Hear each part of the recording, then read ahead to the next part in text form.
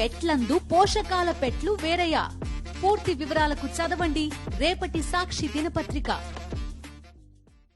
రణక్షేత్రం నుంచి ప్రపంచానికి భారత శాంతి సందేశం అందించింది.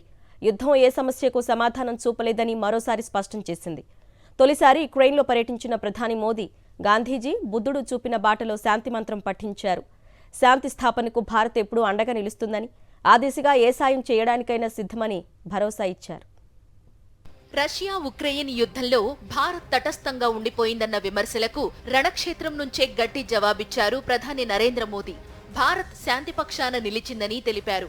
ఉక్రెయిన్లో శాంతి స్థిరత్వాల పునఃస్థాపన జరగాలని ఆకాంక్షించారు.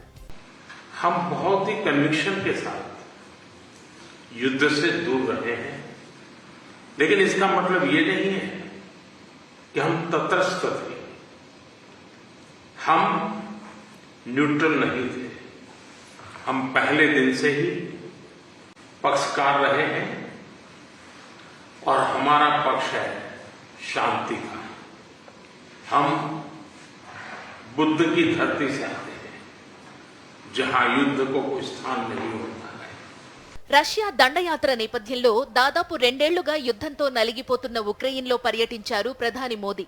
ఆ దేశ అధ్యక్షుడు వ్లాదిమిర్ జెలెన్స్కీతో సమావేశమయ్యారు. జెలెన్స్కీని ఆత్మీయంగా ఆలింగనం చేసుకోవడంతో పాటు భుజంపై చేయి వేసి కలిసి నడిచారు. యుద్ధంలో అమరులైన చిన్నారుల కోసం ఏర్పాటు చేసిన స్మారకం వద్ద నివాళులు అర్పించారు. చారిత్రక కీవ్ పర్యటనలో భాగంగా జెలెన్స్కీతో వ్యక్తిగతంగా ప్రతినిధుల స్థాయి చర్చల్లో పాల్గొన్నారు ప్రధాని. డెలిగేషన్ లెవెల్ ట్యాక్స్ తో విదేశాంగ మంత్రి జయశంకర్, జాతీయ భద్రతా సలహాదారు అజిత్ దోవల్ కూడా పాల్గొన్నారు. రష్యా ఉక్రెయిన్ సంక్షోభం పరిష్కార మార్గాలపై చర్చించారు. రష్యా పర్యటనలో ఆ దేశాధ్యక్షుడు పుతిన్తో జరిగిన సంభాషణ గురించి జెలెన్స్కీ వద్ద ప్రస్తావించారు మోదీ. ఇరు దేశాధ్యక్షులు స్వయంగా చర్చల్లో పాల్గొని సమస్య పరిష్కారానికి కృషి చేయాలని పిలుపునిచ్చారు. 2 రోజుల పోలాండ్ పర్యటన ముగించుకున్న ప్రధాని 10 గంటలు ప్రయాణించి ఉక్రెయిన్ చేరుకున్నారు. Ukraine first deputy foreign minister, భారత సంతతి ప్రజలు రైల్వే స్టేషన్లో మోదీకి ఘన స్వాగతం పలికారు.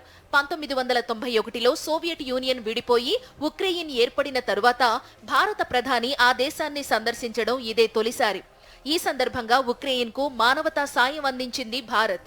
యుద్ధ క్షేత్రంలో అత్యవసర సేవలకు ఉపయోగపడేలా మొబైల్ హాస్పిటల్ వ్యవస్థ బిష్మ్ క్యూబ్స్ అందించింది.